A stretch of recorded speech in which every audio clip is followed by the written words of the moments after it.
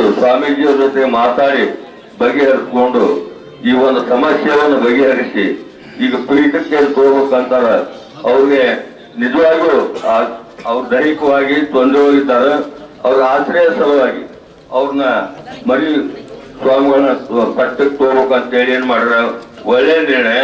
ಮತ್ತು ಏನು ಅನೇಕ ಅಪವಾದಗಳಿಲ್ಲ, ಮಠದ ಆಸ್ತಿ ಅಷ್ಟು ತಿನ್ನಾರ, ರೊಕ್ಕ ಹಾಳು ಮಾಡ್ಯಾರ, ಇದೆಲ್ಲ ಸತ್ಯಕ್ಕೆ ದೂರವಾದ ಸಂಗತಿ. ದಯಮಾಡಿ ಯಾರು ಆತಂಕಕ್ಕೆ ಒಳಗಾಗಬಾರ್ದು. ಈಗ ಮಠದ ಅಭಿವೃದ್ಧಿಗಾಗಿ ಎಲ್ಲರೂ ನಾವು ನೀವೆಲ್ಲ ಕೈ ಜೋಡಿಸಿ ಮಠದ ಅಭಿವೃದ್ಧಿಗಾಗಿ ಆ ಮರಿಸ್ವಾಮಿಗಳನ್ನ ಪಟ್ಟಕ್ಕ ಎತ್ತುವುದು, ಆ ಕಾರ್ಯಕ್ರಮ ಅದ್ದೂರಿಯಾಗಿ ನವಗುಂದಲ್ಲಿ ಮಾಡೋದು ತಾವೆಲ್ಲ ಸರ್ವಮಾನದಿಂದ ಸಹಾಯ ಮಾಡಬೇಕು. ಇದು ಮುಂದುವರಿಬಾರ್ದು. ಯಾಕಂದ್ರೆ ಒಂದು ಪರಂಪರೆಯನ್ನು ಹಾಳು ಮಾಡೋದು ಆಗ್ತದೆ. ದಯಮಾಡಿ ಯಾರು ವಿರೋಧ ವ್ಯಕ್ತಪಡಿಸಿದ್ರೆ ಎಲ್ಲರೂ ಕೂಡಿಕೊಂಡು ಒಮ್ಮತದಿಂದ ಅವ್ರನ್ನ ಪಟ್ಟಾಭಿಷೇಕ ಕಾರ್ಯಕ್ರಮ ಮಾಡೋಣ ಅಂತೇಳಿ ತಮ್ಮಲ್ಲಿ ವಂದಿಸಿ ನನ್ನ 2 ಮಾತ್ರ ಮುಗಿಸುತ್ತೇನೆ. ಜಯ ಹಿಂದ್. ಧನ್ಯವಾದಗಳು. ಚರ್ಚೆ ಆದಾಗ ಎಲ್ಲಾ ವಿಷಯಗಳು ಚರ್ಚೆ ಆದವು.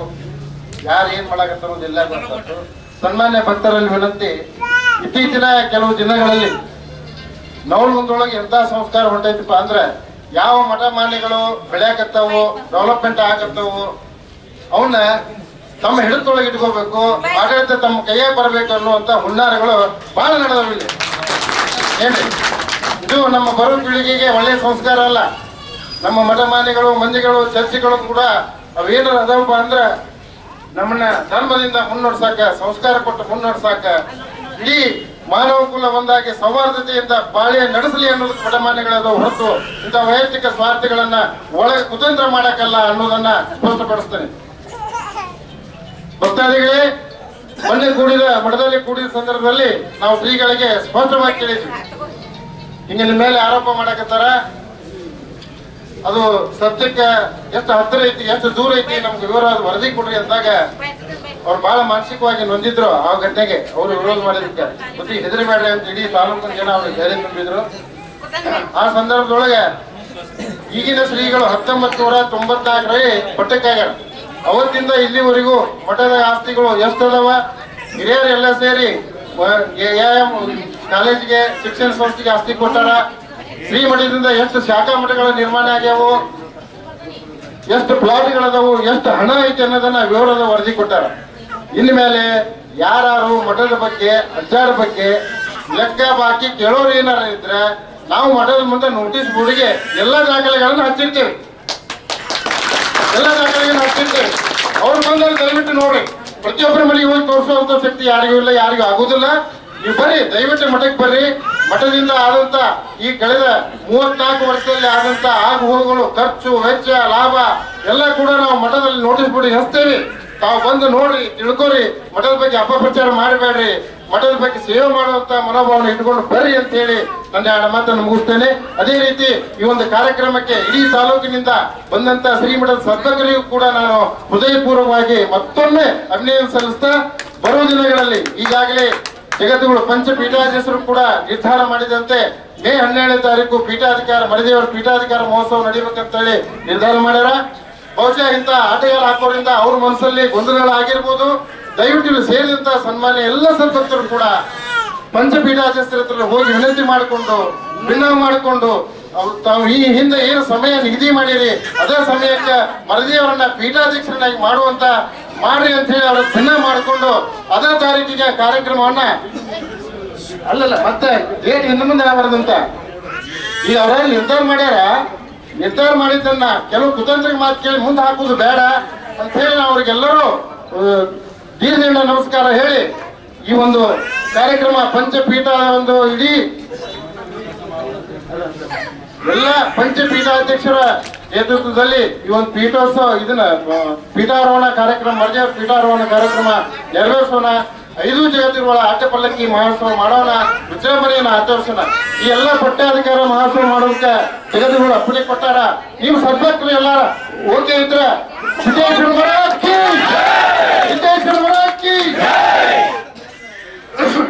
ಕೈ ಎತ್ತುವ ಮೂಲಕ ಎಲ್ಲರೂ ಇವತ್ತು ಅಜ್ಜನ ಬಗ್ಗೆ ಇಷ್ಟ ಅವಿವೇಳನೆ ಮಾತಾಡೋದು ಇದು ಸರಿಯಲ್ಲ. ಯಾರೋ ಒಂದು ಕಿಡಿ ಮಾತಿಗೆ ಕಿವಿ ಕೊಟ್ಟು ನಮ್ಮನ್ನ ನಾವು ಹಾಳಾಗೋದು ಉತ್ತಮ ಅಲ್ಲ. ಯಾಕಂತಂದ್ರೆ ಇಂಥದ್ದು ಇವತ್ತಿದು ಸತ್ಯ ಇಲ್ಲಿ ಏನನ್ನೋದು ಈಗ ಗೊತ್ತಾಗುತ್ತೆ. ನಾವಂತೀವಿ ಅಪ್ಪ ಏನಿದೆ ಅವತ್ತಿನ ದಿನ ಫಂಕ್ಷನ್ ದಿನ ಅವತ್ತು ಎಲ್ಲರಿಗೆ ತಾಲೂಕು ಮಂದಿ ಕೂಡ ದಿನ ಶಾಸಕರು, ಮಾಜಿ ಶಾಸಕರು, ಹಾಜಿ ಶಾಸಕರು ಇದ್ರು ಕೂಡ ಅವತ್ತು ಯಾರಿಗೂ ಮಾನ್ಯತೆನ ಕೊಡ್ಲಿಲ್ಲ, ವಿರೋಧ ಮಾಡ್ಕೊತ ಹೋದ್ರು. ವಿರೋಧ ಮಾಡಿದ್ರೆ ಏನಾಯ್ತು, ಇವತ್ತು ಎಲ್ಲಾರು ಬಂದ್ರಿ. ಇವತ್ತು ಈ ಸಮಾಜದವ್ರು ಎಲ್ಲ ಇವತ್ತು ನೋಡಿ ಇಸ್ಲಾಂ ಧರ್ಮದವ್ರು ಬಾಬಾಜಿ ಅವ್ರು ನಾವು ಇವತ್ತು ಅವ್ರ ಮಠಕ್ಕೆ ಹೋಗಲ್ಲ, ನಾವು ಅವ್ರು ತಮ್ಮ ಮಸೂದಿಗೆ ಹೋಗಕ್ ಪ್ರಯತ್ನ ಮಾಡ್ತಾರ. ಆದ್ರೆ ನಮ್ಮ ದೇವಸ್ಥಾನ ಪಂಚಕ್ರಿ ಹಿರೇಮಠಕ್ಕೆ ಹೋಗಿ ಅಜ್ಜರ ಅವ್ರಿಗೆ ಏನು ಅನ್ನೋತನ ಹೋಗಿ ಕೇಳುವಂತವ್ರು ನಾವು ಕೇಳೋದಿಲ್ಲ, ಅವ್ರು ಹೋಗ್ತಾರೆ. ಇಸ್ಲಾಂ ಧರ್ಮದವ್ರು ಕೇಳ್ತಾರ, ನಮ್ಗೇನು ಆಗಲ್ಲ. ನಾವು ಅವ್ರಿಗೆ ವಿರೋಧ ಮಾಡದ. ನಮ್ಮ ತಂದೆ ಸಮಾನತರ ಇದ್ದಂಗೆ ಅವರು ನಮ್ಗೆ ಏನ್ ಮಾಡ್ತಾರ, ನಮ್ಮ ತಂದೆ ತಂಗೆ ಏನಂದ್ರೆ ನಾವ್ ಏನಾದ್ರು ತಪ್ಪು ಮಾಡೋ ನಮ್ಗೆ ಅವರ ತಿತ್ತಿ ಹೇಳೋರು. ಇವತ್ತು ಏನಾದ್ರು ನಾವು ಈ ಮಟ್ಟಕ್ಕೆ ಇವತ್ತು ಈ ಲೆಕ್ಕಕ್ಕೆ ಬರ್ತೀವಿ, ಮಾತಾಡ್ತೀವಿ ಅಂದ್ರ ಆ ಆಶೀರ್ವಾದ, ಆ ಗುರುವಿನ ಆಶೀರ್ವಾದ ನೋಡ್ರಿ. ಮುಂದಿನ 5ನೇ ತಿಂಗಳದಾಗ 12ನೇ ತಾರೀಕು 11-12ನೇ ತಾರೀಕು ಅವತ್ತು ದಿನ 12-13-12ನೇ ತಾರೀಕು ಅವತ್ತು 12ನೇ ತಾರೀಕಿಂದನೇ 5 ಮಂದಿ ಪಂಚಪೀಠಾಧೀಶರುಗಳು ಬರ್ತಾರೆ ಇಲ್ಲಿಗೆ, ಈ ನಾಡಿಗೆ. 5 ದಿವಸ 12ನೇ ತಾರೀಕಿಗೆ ಬರ್ತಾರ. ಇದು ಹೆಂಗಿರ್ಬೇಕಂತಂದ್ರೆ ಕೈಲಾಸದಾಗ ಹೆಂಗಿರ್ತೈತಿ ಇಲ್ಲಿ ಹಂಗಿರ್ತೈತಿ. ಅದು 5 ಅಡ್ಡ ಪಲ್ಲಕ್ಕಿ ಉತ್ಸವ, ಜಾನ್ಸು, ಇದು ಎಲ್ಲ ಇರ್ತೈತಿ. ನಿಮ್ಮ ಊರಾಗ ಭಜನಿ ತೊಂಬರಿ. ಇವತ್ತು ನಮಗ ಬಂದಂತ ಯಾರು ಗುರು ಮರದೇವರು, ಇವತ್ತು ಅವ್ರು ನಾವು ಎಲ್ಲಾ ವಿಚಾರಿಸಣೆ ಮಾಡಿದಾಗ ಸಿರೇಟಿ ಮಠದ ಫಕೀರೇಶ್ವರ ದೊಡ್ಡ ಆಚಾರ್ಯ ಅವರು ಮನುಕೋಟದಾಗ ಹೋದಾಗ ಅಳ್ತಾರ. ಯಾರು ಹೆಂಗ್ ಹೇಳ್ತಾರ ಅಂತ ಅಷ್ಟು ಅಳು ದುಃಖದಿಂದ ನಮ್ ಕೂಡ ಮಾತಾಡಕ್ಕಾಗಲ್ಲ, ಅವ್ರು ನಮ್ ಕೂಡ ಜೊತೆ ಕಳ್ಸಾಕ. ಅಂತವ್ರಿಗೆ ಜಗದ್ಗುರು ಅವರನ್ನ ಮನಸ್ಸನ್ನು ಗೆದ್ದಿದವರು, ಕಾಶಿ ಜಗದ್ಗುರುನ ಗೆದ್ದವ್ರ ಮನಸ್ಸು. ಅದಕ್ಕೆ ನಾವ್ ಎಲ್ಲರೂ ಕೂಡ್ಕೊಂಡು ಇವತ್ತು ನಮ್ಮ ತಾಯಂದ್ರ ಅವತ್ತಿನ ದಿನ ನಮ್ದು ಯಾವ್ದೇ ಕೆಲಸ ಇದ್ರು ಕೂಡ ಅವತ್ತು 2 ದಿನ 11-12ನೇ ತಾರೀಕಿನ ದಿನ ನಾವು ಇಲ್ಲಿ 12-13ನೇ ತಾರೀಕಿನ ದಿನ ಇಲ್ಲಿ ನಾವೆಲ್ಲರೂ ಉಪಸ್ಥಿತರಿರೋಣ. ಯಾಕಂತಂದ್ರೆ ಹಿಂದೂ ಸನಾತನ ಧರ್ಮ ಹೆಂಗಿರ್ತೈತಿ ಅಂತಂದ್ರೆ ನಮ್ದು ವೈಭವ ಎಲ್ಲ ನೋಡ್ರಿ. ನಾವು ಈ ತಾಲೂಕ್ನಾಗ ನಾವು ಒಂದೊಂದು ತಾಲೂಕ್ನಾಗ ಬರೇ ಇಬಿಡಿ ಜಗಳ ಇರ್ತೈತಿ. ಇಲ್ಲಿ ನಮ್ಮಲ್ಲಿ ಎಲ್ಲರೂ ಸಮಾನಿತ ಒಂದೇ ತಾಯಿ ಮಕ್ಕಳು. ಇವತ್ತು ನೋಡಿ ಇವತ್ತು ನಾವು ಹೆಂಗ್ ಬಂದ್ ಕೂತಾರ ನೋಡ್ರಿ, ಸಣ್ಣ ಮಕ್ಕಳು ಜೊತೆ ಬಂದ್ ಕೂತಾರ ಇವತ್ತು ಅವರು.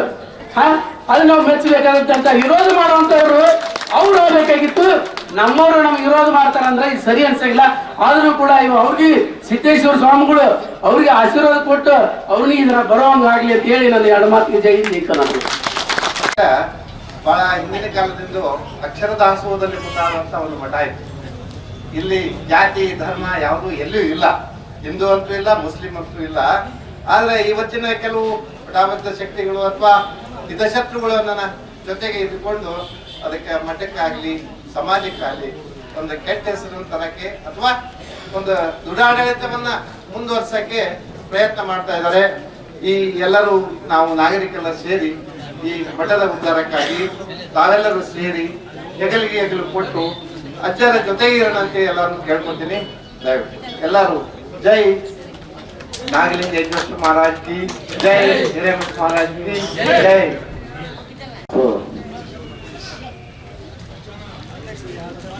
ಪಂಚಗ್ರ ಸಂಸ್ಥಾನ ಹಿರೇಮಠದ ಭಕ್ತ ವೃಂದಗಳಿಗೆ ಹಾಗೂ ತಾಯಂದಿರಿಗೆ, ಸುತ್ತಮುತ್ತಲಿನ ಗ್ರಾಮದ ಗುರು ಹಿರಿಯರಿಗೆ, ಇಲ್ಲಿ ಒಂದು ಜಾಗೃತಿ ಮೂಡಿಸುವಂತ ಕಾರ್ಯಕ್ರಮಕ್ಕೆ ರಕ್ಷಣೆ ಕೊಟ್ಟಂತ ಪೊಲೀಸ್ ಅಧಿಕಾರಿಗಳಿಗೆ, ತಾಲೂಕಾ ದಂಡಾಧಿಕಾರಿಗಳಿಗೆ ಎಲ್ಲರಿಗೂ ಪೂರ್ವಕ ಶರಣಾರ್ಥಿಗಳು. ಇವತ್ತಿನ ದಿನ ಏನೋ ಮಠದ ಬಗ್ಗೆ ಕೆಲವಷ್ಟು ದೋಷಗಳನ್ನ ಸಮಾಜದ ಮುಂದೆ ಬಹಿರಂಗವಾಗಿ ಸುಳ್ಳು ಆಪಾದನೆಗಳನ್ನ ಮಾಡಿದ್ದಕ್ಕಾಗಿ ನಾವೆಲ್ಲರೂ ಇಲ್ಲಿ ಕೂಡಿದ್ದೇವೆ. ನಾವೆಲ್ಲರೂ ಕೂಡಬೇಕಾದ ಕಾರಣ ಯಾರಂದ್ರೆ ಈ ಅಪವಾದ ಮಾಡಿದಂಥವರೇ ಕಾರಣ. ಅವ್ರು ಮಾಡದೇ ಹೋಗದೇ ಇಟ್ಟಿದ್ರೆ ನಾವ್ಯಾರು ಕೂಡ್ತಿದ್ದಿಲ್ಲ. ಇದು ವಾಸ್ತವಿಕ. ಅವ್ರೇನು ವಿರೋಧಿಗಳಲ್ಲ, ಅವರು ನಮ್ಮವರೇ. ಏನೋ ದುಡುಕಿದಾರ, ಆ ದುಡುಕ್ಬಾರ್ದಾಗಿತ್ತು, ತಪ್ಪಾಗಿದೆ. ಆ ತಪ್ಪನ್ನ ತಿದ್ಕೊಂತಾರ ಅನ್ನುವಂತ ಭಾವನೆ ನನಗೆ ಬರ್ತಾ ಇದೆ. ಯಾಕಂದ್ರ ಇಷ್ಟು ಸಮಯದ ಮುಂದ ಮಠ ಎಲ್ಲಿಂದ ಎಲ್ಲಿವರೆಗೆ ಬಂತು, ಏನಾಯ್ತು ಅನ್ನೋದನ್ನ ಇಲ್ಲಿ ಹಿರಿಯರು ಬಹಳ ಗಂಭೀರವಾಗಿ ಬೆಳಕು ಚೆಲ್ಲಿದ್ದಾರೆ. ಅದ್ರ ಬಗ್ಗೆ ಅವ್ರು ಕಿವಿ ಮುಟ್ಟಿದ್ದಾವು. ಈಗಿರುವಂತ ಪೂಜ್ಯರ ಏನೋ ಒಂದು ಬಸವ ದೇವರನ್ನ ನೇಮಕ ಮಾಡಿದ್ದಾರ, ಮುಂದಿನ ಪಟ್ಟಕ್ಕಾಗಿ ನೇಮಕ ಮಾಡಿದ್ದಾರ. ಆ ಪಟ್ಟ ದೇವ್ರ ಬಗ್ಗೆನೂ ನನಗೆ ಬಹಳಷ್ಟು ಗುರ್ತದ. ಯಾಕಂದ್ರೆ ಶಿರಟ್ಟಿ ಮಠದೊಳಗ ಬೆಳೆದಂತ ಪಟ್ಟ ದೇವರು ಅವರು. ಶಿರಟ್ಟಿ ಮಠ ಪರಂಪರೆ ಹೆಂಗದಂದ್ರ ಸರ್ವೇ ಜನ ಸುಖಿನೋ ಭವಂತು, ಜಾತಿ ಇಲ್ಲ, ಧರ್ಮ ಇಲ್ಲ, ಕುಲ ಇಲ್ಲ, ಇಡೀ ಮಾನವ ಧರ್ಮಕ್ಕೆ ಜಯವಾಗಲಿ ಅನ್ನುವಂತಹದ್ದು ಶ್ರೇಷ್ಠ ವಿಚಾರ ಈ ಪಂಚಪೀಠದವ್ರದ್ದು.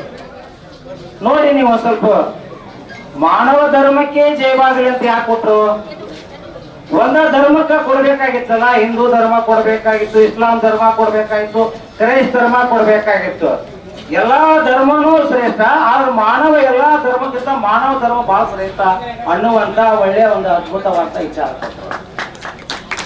ಈ ಮಾನವ ಧರ್ಮ ಅನ್ನುವಂತಹದ್ದು ಇವತ್ತು ಎತ್ತಿ ಹಿಡಿಯುವಂತ ಕೆಲಸಗಳನ್ನ ವೀರಶೈವ ಮಠಗಳು ನಿರಂತರ ಪರಂಪರೆಯಾಗಿ ತಂದಿದ್ದಾವು. ಅದರ ಜೊತೆಗೆ ವಿರಕ್ತ ಮಠಗಳು ಕೂಡ ತಂದಿದ್ದಾವೆ. ಮಠ ಇರೋದು ಯಾತಕ್ಕ?